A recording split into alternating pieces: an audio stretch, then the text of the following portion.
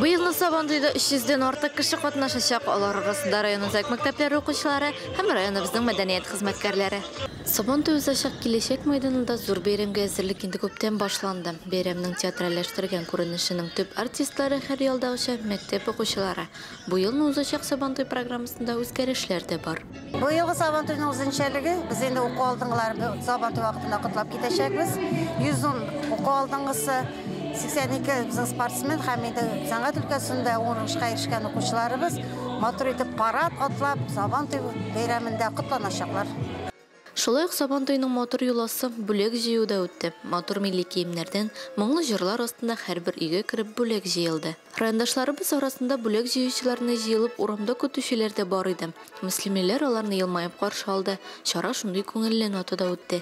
Араларында минем бүләк иң бәхетлесенә эләксен, бүләк лаеклы батырга булсын. Бу бүләк иң соңгы атка дип тапшыручылар булды. Бу безнең ел сайын көтүп алынган Сабантуй инде. Ел сайын бүләкләр бирәбез. Менә сәгать ярым көтеп утырдык. Сезнең килгәнне. Бер елны да бирми калганыбыз юк.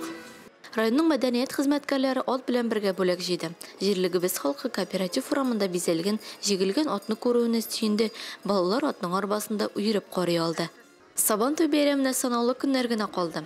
11 июньдә узачак Мөслим Сабантуенда һәрберегезне көтеп калабыз. Рамиля Сәләмова, Динар Нуруддинов, Мөслим телевидениесе.